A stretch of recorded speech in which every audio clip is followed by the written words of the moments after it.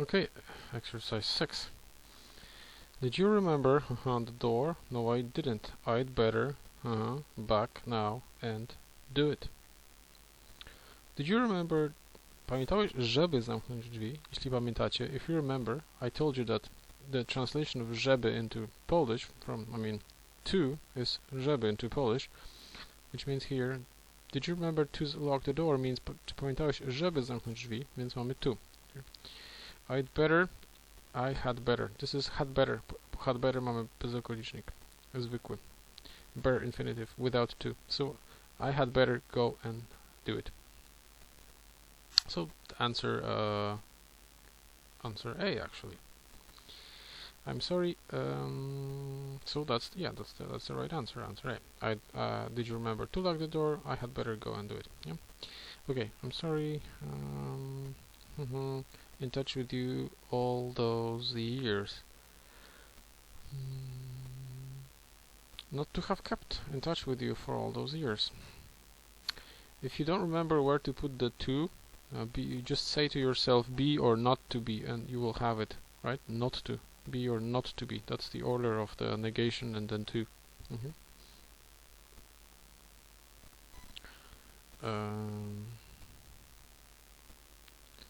She apologized for my sewing machine without promised. Okay, so she apologized for borrowing. You need to have ing here because it's after an a preposition for. So after in, for, against, under, on, it, at, and so on and so forth. After these sort of words, you need to have an ing. So this one is okay. This one is okay. Without asking, without asking.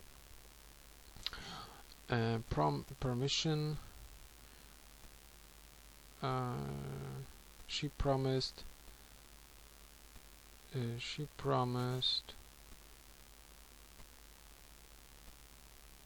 Never doing is wrong. To never do is okay. She promised to never do it again. And what other options we have here? This one's wrong. So yeah, B is the only option that makes sense. And 4, I can still remember perfectly in the hospital when I was 4. So you probably remember what I told you about the verb remember, fakt robienia czegoś. Remember? I told you that remember to, znaczy pamiętaj żeby, ale remember fakt robienia czegoś is ing. And this is this exact very case. I can still remember fakt robienia czegoś, tutaj akurat fakt bycia w szpitalu. I can still remember perfectly being in hospital when I was 4. We covered this when we were discussing gerunds versus infinitives. There is a nice handout that I gave you, so you have it in your compilations. And we discuss. I also showed it to you on the whiteboard. Do you feel like łączy się z ing is connected to ing, so B and C would be okay. Or would you rather have dinner at home? Would you rather have dinner at home? Okay, that's the only good option here. Okay, that's referring to the future, and there's one person. There's only you. Would you rather have dinner at home? One person and future. On our table is future present.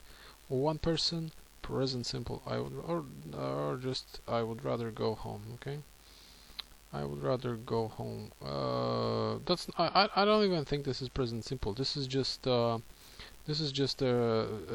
verb here without to, just a bare infinitive. Yeah, bare infinitive. I would rather go home. You could interpret it as present simple, but in reality, this is just bare infinitive. It looks the same as present simple, but I would say it's bare infinitive. Okay, so would you rather have dinner at home? Yeah. So answer. Which was it? Doing and would you rather have? Doing and have, it's option C. This is the only sensible answer here, which brings us to the end of our test, and I'll see you in the next lesson. And in the next lesson we are going to cover reported speech, because we need to do it, and there's no better time to do it than on the next lesson. So see you then.